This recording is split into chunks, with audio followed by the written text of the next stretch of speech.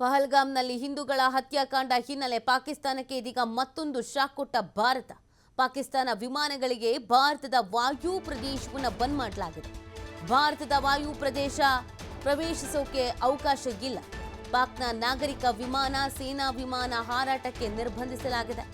ಭದ್ರತೆಯ ದೃಷ್ಟಿಯಿಂದ ಭಾರತದಿಂದ ಮಹತ್ವದ ಆದೇಶ ಹೊರಡಿಸಲಾಗಿದೆ. ಮೇ 23ರವರೆಗೆ ಪಾಕ್ ವಿಮಾನಗಳಿಗೆ ಭಾರತದ ನಿರ್ಬಂಧವನ್ನು ಹೇರಲಾಗಿದೆ. ಪಾಕ್ಗೆ ಭಾರತದ ಏರ್ ಸ್ಟ್ರೋಕ್ ಇದು ಅಂತ ಹೇಳಿದ್ರೆ ತಪ್ಪಾಗ್ಲಿಕ್ಕಿಲ್ಲ. ಭಾರತ ಈಗ ನಿರ್ಣಯಗಳನ್ನು ಕೈಗೊಳ್ತಾ ಇರೋದು. ಗಡಿಯಲ್ಲಿ ಉದ್ವಿಗ್ನತೆ ಇದೆ. ಆ ಕಾರಣಕ್ಕಾಗಿ ಪಾಕಿಸ್ತಾನದ ವಿಮಾನಗಳು, ಮಿಲಿಟರಿ ವಿಮಾನಗಳಿಗೆ ಭಾರತದ ವಾಯು ಮಾರ್ಗವನ್ನು ಬಂದ್ ಮಾಡಲಾಗಿದೆ. ಕಾಶ್ಮೀರದ ಪಹಲ್ಗಾಮ್ ದಾಳಿಯ ನಂತರ ಭಾರತ ಪಾಕಿಸ್ತಾನದ ವಿಮಾನಗಳು, ಮಿಲಿಟರಿ ವಿಮಾನಗಳಿಗೆ ವಾಯು ಪ್ರದೇಶವನ್ನು ಮುಚ್ಚಿದೆ. ಈ ಬಗ್ಗೆ ಭಾರತ ಸರ್ಕಾರ ಆದೇಶ ಹೊರಡಿಸಿದೆ.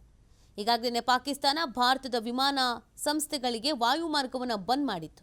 ಅದಕ್ಕೆ ತಿರುಗೇಟು ನೀಡಿರುವಂಥ ಭಾರತ ಕೂಡ ಅದೇ ನಿರ್ಧಾರವನ್ನು ತೆಗೆದುಕೊಂಡಿರೋದು.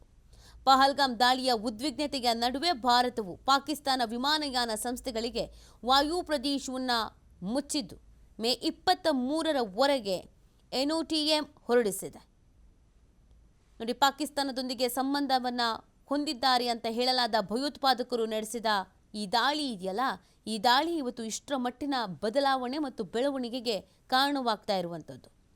ಪಾಕಿಸ್ತಾನದ ಎಲ್ಲ ನೋಂದಾಯಿತ ಮತ್ತು ಮಿಲಿಟರಿ ವಿಮಾನಗಳಿಗೆ ತನ್ನ ವಾಯು ಪ್ರದೇಶವನ್ನು ಮುಚ್ಚೋದಾಗಿ ಭಾರತ ವಾಯುಪಡೆಗೆ ಇದೀಗ ನೋಟಿಸನ್ನು ನೀಡಿರೋದು.